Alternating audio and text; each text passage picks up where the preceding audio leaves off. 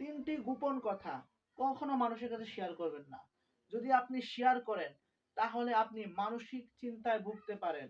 আপনাকে নিয়ে মানুষ উপহাস করবে, আপনাকে নিয়ে মানুষ ঠাট্টা বিদ্রূপ করবে।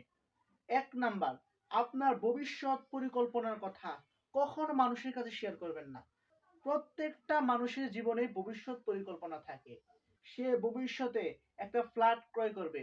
সে ভবিষ্যতে ৫ তলা ফাউন্ডেশন দিয়ে একটা বাড়ি করবে। সে ভবিষ্যতে একটা গাড়ি কিনবে। এমন ধরনের প্রত্যেকটা মানুষের জীবনে ভবিষ্যৎ পরিকল্পনা থাকে। এই ভবিষ্যৎ পরিকল্পনাগুলো ভুলেও আপনি মানুষের সাথে শেয়ার করবেন না। আপনি যদি এই ভবিষ্যৎ পরিকল্পনাগুলো মানুষের সাথে শেয়ার করেন, আর আপনি যদি সেই ভবিষ্যৎ কল্পনাগুলো বাস্তবায়ন না করতে পারেন, তাহলে ওই মানুষগুলো আপনাকে নিয়ে ঠাট্টা বিদ্রূপ করবে, আপনাকে নিয়ে উপহাস করবে। এই জন্যই এই ভবিষ্যৎ পরিকল্পনাগুলো ভুলেও মানুষের কাছে আপনি প্রকাশ করতে যাবেন না। প্রকাশ করলে আপনি উপহাসের পাত্র হবেন। ২ নাম্বার, আপনার ব্যর্থতার কথা কখনো মানুষের কাছে শেয়ার করবেন না। অনেক মানুষ আছে যারা অনেক কাজ করতে গিয়ে বারবার ব্যর্থ হয়, কিন্তু সফল হতে পারে না।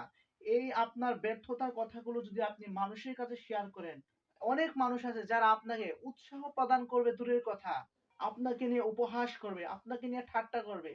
ফলে আপনি মানসিক চিন্তায় ভুগতে পারেন। এই জন্য আপনার ব্যর্থতার কথা কখনো মানুষের কাছে শেয়ার করবেন না। ৩ নাম্বার, আপনার দুর্বলতার কথা কখনো মানুষের সাথে শেয়ার করবেন না।